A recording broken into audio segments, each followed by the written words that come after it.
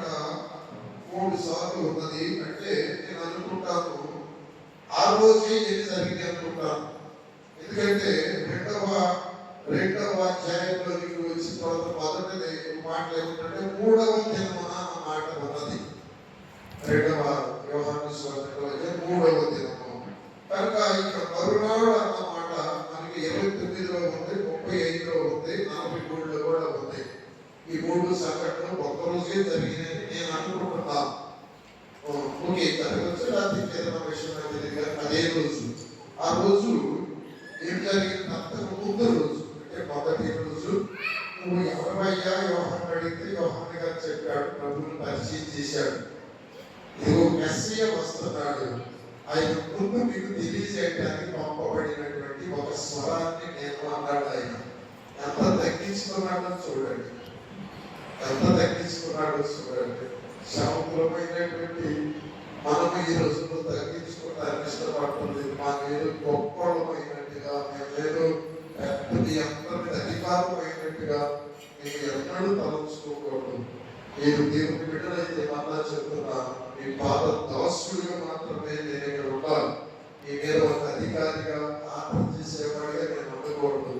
అయితే సాతాను మిమ్మల్ని శోధించినప్పుడు ఒక దాసుడిగా గద్దించాల్సిన అవసరం నాకు ఉన్నది. తప్పు చేసినప్పుడు సరిచేయవలసిన అవసరం నాకు ఉన్నది. అది దేవుని ఆత్మ నన్ను ప్రేరేపించినప్పుడు గద్దించాల్సిన గద్దిస్తాను, నిద్రపోయేవాడిని లేపుతాను. అది దేవుడు నన్ను వాళ్ళు నిద్రపోతున్నారు, ఏం చేస్తున్నారు, నిద్రపోతారని నన్ను అన్నట్టుగా గద్దించాలి. శాపకుడు ఎలా ఉంటారంటే అమ్మా నీకు దాసుడు కానీ నేను దాసుడు మాత్రమే, అధికారి మాత్రం కాదు. నా దేవుడు పంపినటువంటి నా దేవుడి యొక్క బానిసగా బానిసగా బలవంతంగా చేసేవాడు. అందుకని యోహాను గారు ఏమన్నాడంటే ఆయన త్రోవలు సరళం చేయడానికి నన్ను ముందు పంపించాడు అని చెప్పి వాళ్ళకు పంపించారు. ఎవరిని లేవీయులను పరిచయులను పంపించిన తర్వాత మరునాడు యేసయ్య నడుచుకుంటూ వస్తా ఉంటాడు. చెప్పాడు, అదిగో లోక పాపముల కోసం ఆయన గురించి చెప్తున్నాడు. నేను నీళ్లతో బాప్తిజం ఇస్తున్నాను, ఆయన దేంతో బాప్తిజం ఇస్తున్నారు, అగ్నితో. నీళ్లతో బాప్తిజం తీసుకున్నామా, కానీ అగ్నితో బాప్తిజం తీసుకోవాల్సిన అవసరం ఉన్నది.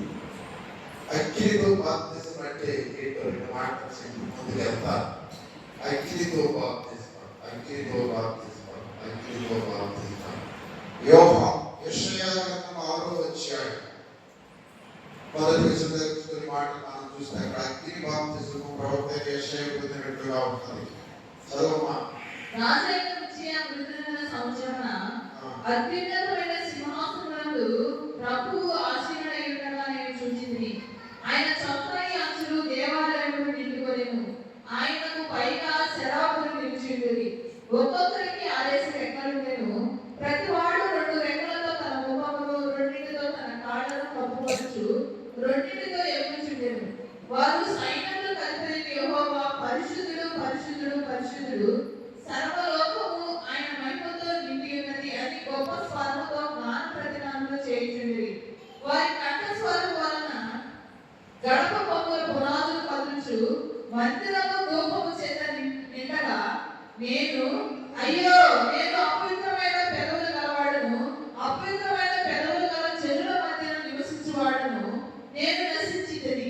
రాజులు సైన్యములు కలిపి నాకు యెహోవాను నేను కన్నులారా చూచితిని అనుకొంటిని.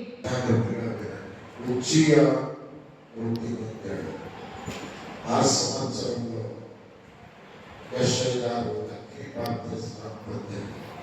ఉజ్జియా వృద్ధి నొందాడు. జాగ్రత్తగా వినండి, ఉజ్జియా వృద్ధి నొందాడు. మనకు అండగా ఉన్న రాజు వృద్ధి నొందాడు. తనెంతో హెచ్చించి ఆదరించి గౌరవంగా చూసేటువంటి, తనెంతో ప్రేమించినటువంటి, తనను ఎంతగానో హెచ్చించి గొప్ప చేసినటువంటి రాజు వృద్ధి నొందాడు. రాజునగా ఎంతో బలముగా ఉండేది. ఇశ్రాయేలుని ఎత్తులారా, గాడిదలారా, బుద్ధి లేదు నీకు, అసలు మిమ్మల్ని ఎవరన్నాడు మందిరంలోకి మీరు ఇట్లా చేస్తున్నారు అట్లా చేస్తున్నారు ఇష్టం వచ్చినట్టు మాట్లాడేవాడు ఇప్పుడు ఉద్యోగం పొందుతాడు. తనకు దిక్కు లేదు, తనకు అంట లేదు, తను ఏదన్నా అంటే ఏమంటారో అని భయం వచ్చేసింది. సేవకుడికి ఒక అంట ఉండాలి, సేవకుడికి ఒక వెనకాల ఒక సంఘంలో ప్రధానులు పెద్దలు కృషికి ఇవ్వాలి. అలాంటి కృషికి పోయి విజయాకు ప్రయత్నిస్తుంది. విజయాకు ఎక్కడికి వెళ్తాడు, ప్రవక్త ఎక్కడికి వెళ్తాడు, మధ్యలో కూర్చొని దిక్కు దోషంగా ఏడుస్తూ ఉన్నాడు. అయ్యో దేవా, ఏం చెయ్యాలి, ఎలా ఇజ్రాయిల్కి బోధించాలి, నాకు ఎవరు సహాయం చేస్తారు, ఇలాగ దుఃఖము కూడా ఏడుస్తూ ఉన్నాడు. జాగ్రత్తగా గమనించండి. వృత్తి పొందితే కానీ అగ్ని బాప్తిజం అనేది మాత్రమే. వృత్తి పొందాలి. పాపముల విషయమై చనిపోయి నీ శరీరం తప్పు, నీ అహం, నీ కర్మం సేవాలి. నీవు సజీవ యాగముగా ఉండాలి. చచ్చిన బిడ్డవు బ్రతకాలి, దేవుడిగా బ్రతకాలి, లోబడే బిడ్డగా బ్రతకాలి, తగ్గిన పుట్టిన నోరు తెరవని బిడ్డగా బ్రతకాలి.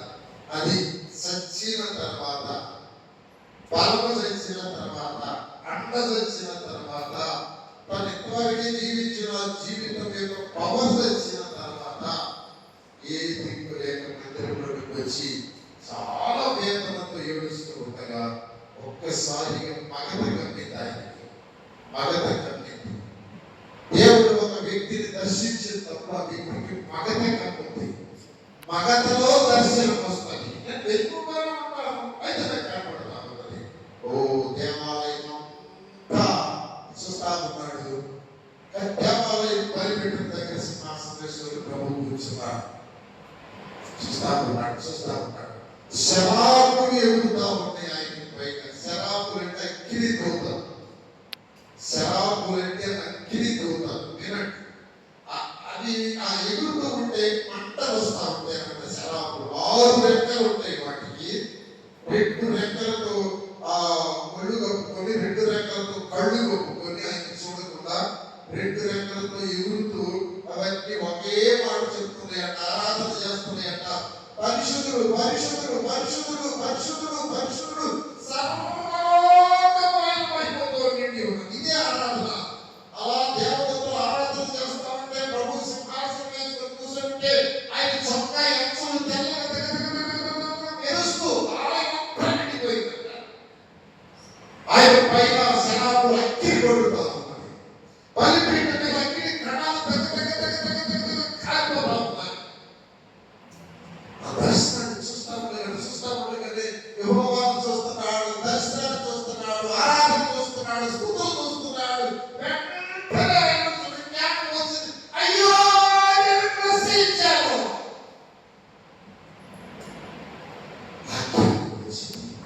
నేనే కాదు, మా జనులు నశించారు. మా పెదవులు అపవిత్రమైపోయినాయి. మా జనుల పెదవులు అన్ని అపవిత్రమైపోయినాయి. అయ్యో, నేను నశించాను.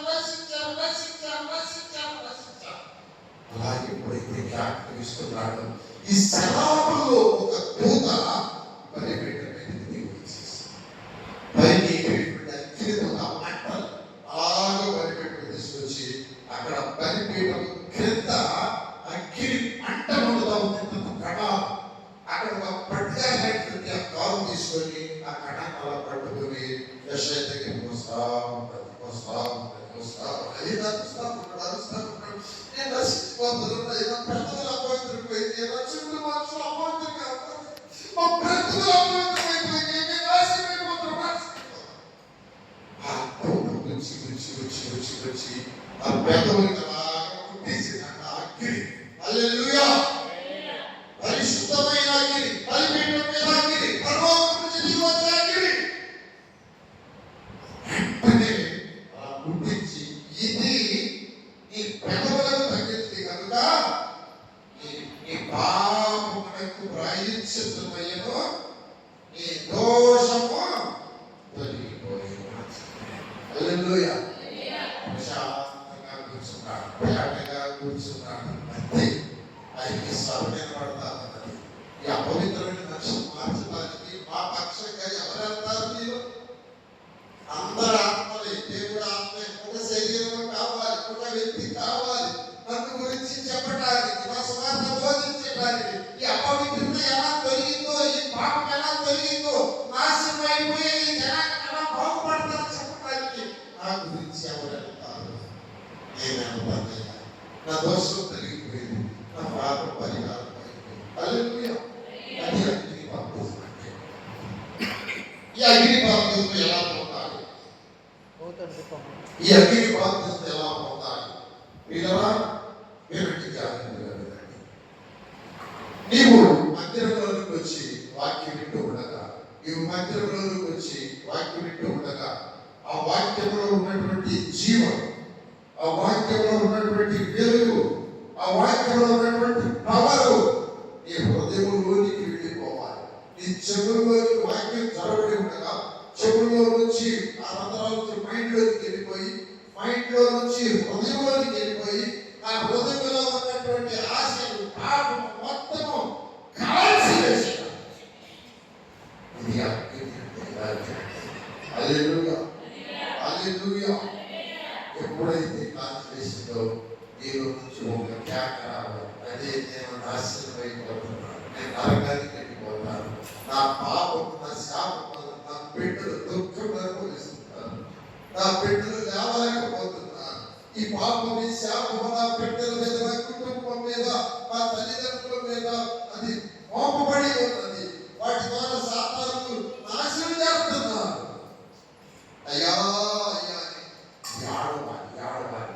వాక్యము నిన్ను నీలోనికి వెళ్ళకపోతే, వాక్యమని పాపమును తొలగిపోతే, వాక్యం నీలో ఉన్న అవిధేయత, శాపాన్ని, దుష్టుని కాల్చకపోతే ఇంకా నీవు రాదు, నువ్వు కదలవు. నువ్వు అన్నిటి బాప్తిజమే, ఆ మారు మనసు నిమిత్తం బాప్తిజమే, ఆ యోహాను బాప్తిజంలోనే ఉంటా. నేను నీటితో బాప్తిజం ఇస్తున్నా, నీటిలో బాప్తిజం ఇస్తున్నా. నా పేరుకు వచ్చి వాడు అగ్నిలో బాప్తిజం ఇస్తాడు, అగ్నిలో బాప్తిజం ఇస్తాడు. ఈ అగ్ని బాప్తిజం పొందినప్పుడు మనుషులు శక్తి పొందుకుంటారు, మనుషులు పవర్ పొందుకుంటారు. ఏంటి ఆ పవర్ అంటే? ప్రభు చెప్పాడు, శిష్యులతో అన్నాడు, నేను వెళ్ళిపోతున్నాను, మీరు మీ మీదకి ఆత్మ దిగి వచ్చిన దాకా మీరు మాత్రం నిశ్చయం దాటి వెళ్ళిపోవద్దు అని చెప్పాడు. ఏమండి, ఆ అపోస్తలుల కార్యక్రమం 4వ వచనంలో ఆ మాట దయచేసి చదవమ్మా. అపోస్తలుల కార్యక్రమం 4వ వచనం.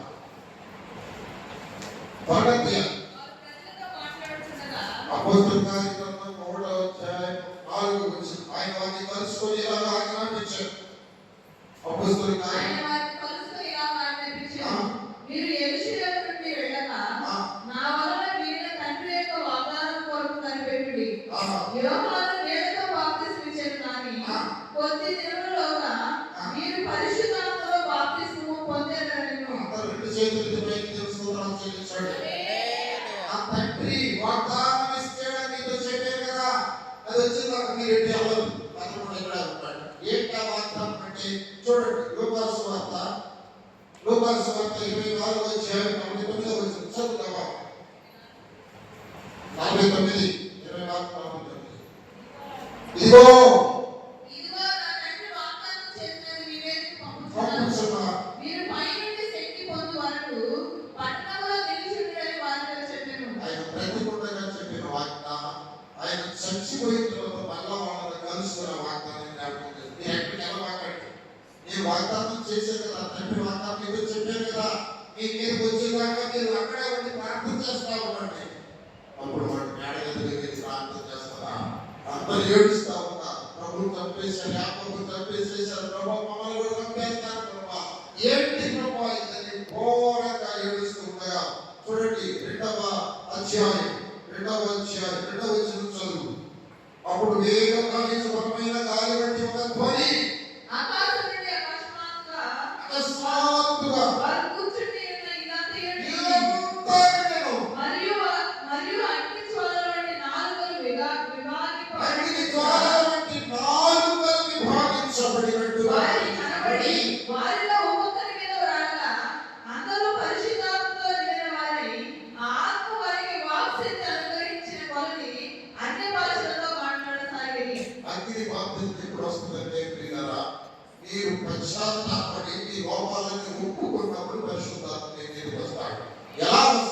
ఇక్కడ రాయబడి ఉన్నది. వాళ్ళందరూ కూర్చొని ఏడుస్తా ఉన్నారు. దేవా, మీ వ్యక్తి శక్తిహీనులం అయిపోయి మాకు ఏం తెలియదు ప్రభా, మాకు శక్తి లేదు, మా ప్రార్థన లేదు, మాకు అసలు ఏమీ లేదు ప్రభా.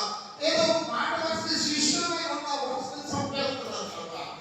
ఇదిగో మీ వాగ్దానం చేశాం కదా, ఇదిగో తండ్రి వాగ్దానం చేసిన ఆత్మ మీ మీదకి వచ్చినప్పుడు మీరు శక్తివంతులని చెప్పారు కదా, చేయండి ప్రార్థన, చేయండి ప్రార్థన. నాడగదిలోకి వెళ్ళిపోయా, అది మార్పు గారి తల్లి గారి గది. ఆ గదిలో కూర్చొని ప్రార్థన చేస్తా ఉన్నారు. ఇదిగో వేగంగా వీచుకున్న గాలి తీయమంటూ వచ్చేసింది. వచ్చి వాళ్ళ మీద గాలి తోలుతా ఉంది. తోలి ఒక అగ్ని మంటలాగా వచ్చేసింది. ఆ మంట ముక్కలుగా మన నాలిక ఎలా ఉంటుందో నాలిక రూపంలో తయారైపోయింది. అగ్ని నాలిక. ఆ నాలిక ఒక్కొక్కరి మీద వాలిన తర్వాత వాళ్ళ నాలుకలు సడలించబడినారు. హల్లెలూయా. అగ్ని బాప్తిస్మం పొందినప్పుడు నీ నాలుక అపవిత్రమైన మాటలు మాట్లాడదు, నీ నాలుక కాల్చబడింది, నీ పెదవులు కాల్చబడతాయి. పరిశుద్ధాత్మ నీ మీదకి వస్తే నీ నాలుక వ్యర్థమైన మాటలు, ఇతరులు బాధించే మాటలు, బూతులు, నిందలు ఇవన్నీ కాలిపోతాయి. నాలుక దేవుని అగ్ని నాలుకని కాల్చినప్పుడు నీ హృదయంలో ఉన్న సాతాను మంటని తట్టుకోలేక కాలిపోతుంది లోపల. అగ్ని నాలుకలుగా విభాగించబడి ఒక్కొక్కరి మీద పడగా వారి నాలుక సడలి దేవుణ్ణి ఆరాధించడం మొదలు పెడతారు, భాష మాట్లాడటం మొదలు పెడతారు. పరలోక భాష వచ్చింది భూమికి, పరలోక భాష. హల్లెలూయా, హల్లెలూయా. ఓ అయినా భాష అర్థమవుతా ఉన్నది జనాలందరికీ. ఎవరు ఏం మాట్లాడుతున్నారు? ఒక దినాన ఈ సంఘంలో ఆత్మ దిగివదిలే చూశారు. ఒక దినాన అగ్ని నాలుకలో ఒకటి కాల్చడం నేను చూశాను. వారి భాషలు మాట్లాడటం నేను చూశాను. ఈ సంఘంలో అపవిత్రమైన పెదవులు చేసినాయి, అపవిత్రమైన నాలుకలు చేసినాయి, ద్వేషాలు, కపటాలు, అసూయలు చేసినాయి. ఆత్మ ఆరింది. అలా అంటాలి. హల్లెలూయా. అది జ్వలించాలి. హల్లెలూయా. ఆ పశ్చాత్తాపం కన్నిటి ప్రార్థన సంఘంలో రావాలి. అది ఈ గుడిలో నుంచి రావాలి. వాక్యం వింటూ ఉండగా అన్నిలో మార్పు రావాలి. ప్రార్థన చేస్తూ ఉండగా మంటనిలో రావాలి. అదండి ఆ వెలుగు వచ్చేవాడు అగ్నితో బాప్తిస్తాడు. నేను చూద్దాం మన యోహాను సువార్త దగ్గరికి మనం వెళదాం. యోహాను సువార్త మొదటి అధ్యాయం 35వ వచనం. మరునాడు యోహాను మరలా యోహాను అతని శిష్యులలో ఇద్దరు నిలుచుండగా అతడు నడుచుచున్న యేసు వైపు చూచి, ఇదిగో దేవుని గొర్రెపిల్ల అని చెప్పెను. యోహాను ఆయన భాషణైతే ఆయన దగ్గర కొంతమంది శిష్యులు చేరారు. ఎవరండి? ఎవరు? యోహాను గారు. ఏ యోహాను? అంద్రెయ సహోదరుడైన యోహాను, పేతురు సహోదరుడైన యోహాను. ఆయన పేతురు యొక్క సహోదరుడు అంద్రెయ, యోహాను. వీళ్ళందరూ కూడా ముందు ఎవరు శిష్యులు? యోహాను దగ్గర వాళ్ళ శిష్యులు. ఆయన ఏం చేసేటంటే, ఇదిగో మీరు ఇక్కడ కాదు, అదిగో ఆయన దగ్గరికి వెళ్ళాలి. మీరు ఇక్కడ అయిపోయింది, ఇక్కడ 5వ తరగతి అయిపోయింది. ఇప్పుడు మీరు ఎక్కడికి వెళ్ళాలి? 6th క్లాస్ నుంచి హై స్కూల్కి వెళ్ళాలి. మరండి మేము చదువుకునే దినాల్లో ఆనందరావు పంతులు గారు ఒక ఆయన ఉంటాడు. ఇదిగో దేవుని గొర్రెపిల్ల అని చెప్పెను. ఏం చెప్పాడు? శిష్యులు అదిగో దేవుని గొర్రెపిల్ల. యోహాను గారిని పెట్టాడు. అక్కడి నుంచి వాళ్ళు యేసయ్యను వెంబడిస్తా ఉంటారు. భయమేస్తా ఉంటుంది, ఆయన వైపు చూస్తుంది. ఆయనలో అగ్ని ఉన్నది, ఆయనలో ఆత్మ ఉన్నది, ఆయనలో దైవికమైన గంభీరత ఉన్నది. మెల్లిగా వెళ్తా ఉన్నారు వెనకాల. ప్రభు ఎదురు చూశాడు. వాళ్ళకి ఎంత దేవుడు అనుకుంటా ఉన్నారు కదా. మళ్ళీ ప్రభు వెళ్తా ఉన్నాడు. మళ్ళీ ప్రభు అంటారు. మళ్ళీ ఎన్ని తెలుసుకుంటే మళ్ళీ డబ్బులు ఆడుతున్నారు. భయం వేసిపోయి ప్రభు ఆగాడు. అంటున్నాడు,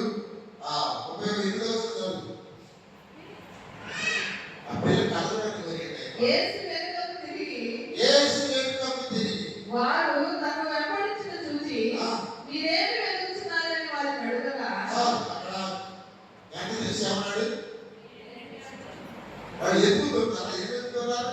ఏం లేదు. ప్రభు ఏమనుకుంటున్నాడేమో యాక్షన్ చేస్తున్నారంటే నేను అగ్గిపెట్టి తాగిట్టాడా యాక్షన్ చేస్తున్నా అని 30 అంటున్నారు.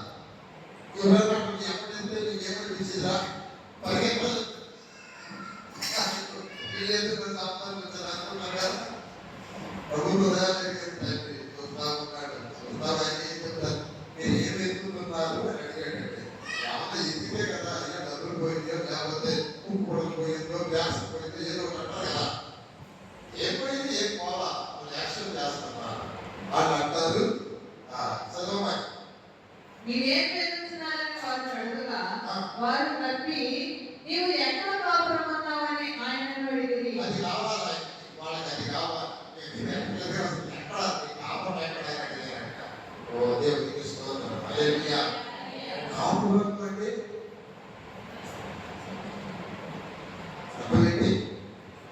అక్కడ అర్థం ఏంటంటే నీ భార్య బిడ్డలు ఇవన్నీ వాళ్ళు ఉంటాయా? నీకు కావాలా? వాళ్ళకి కాపురం ఉంటారా? బయట ఉంటారా? పిల్లలు ఉంటారా? ఇల్లు ఉంటారా? అసలు ఏం చేస్తాం? ఏం ఉద్దేశంతో అడిగారు.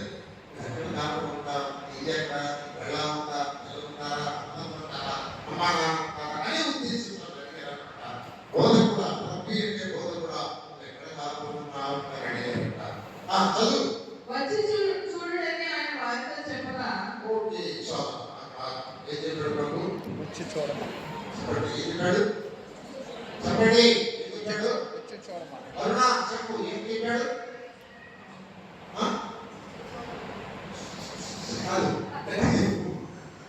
వచ్చి వచ్చి చూడాలి. ఆయన ఎవరో తెలుసుకోవాలంటే ఇలాంటి కుదరదు. రావాలంటే ఆయన తేటగా చూడాలి, పరిశీలించాలి, ఆయన మాటలు వినాలి, ఆయనతో గడపాలి. ఆయన ఎవరో తెలియాలి, ఆయన శక్తి తెలియాలంటే ప్రభుని నువ్వు ఎక్కడ కాపురమున్నావంటే నేను చెప్తే నీకు తెలియదు కానీ నేను వస్తే కాపురమంటాను ఏంటో నేనేంటో నేను ఎవరో మీరు చూస్తారు అన్నాడంట. వాళ్ళు వెళ్ళారు. చదువు. వారు వెళ్ళి ఆయన కాపురమున్న స్థలమును చూచి ఆ దినము ఆయన ఎదుట బస చేసిరి. అప్పుడు పగలు రమారమి 4 గంటల వేళ అయ్యెను. యోహాను మాట విని ఆయనను వెంబడించిన ఇద్దరిలో ఒకడు సీమోను పేతురు యొక్క సహోదరుడైన అంద్రెయ. ఇతడు మొదట తన సహోదరుడైన సీమోనును చూసి నేను మెస్సీయను కనుగొంటిమని అతనితో చెప్పి యేసునకు అతన్ని తోడుకొని వచ్చెను. మెస్సయ్య అను మాటకు అభిషేకుడని అర్థము. యేసు అతని వైపు చూసి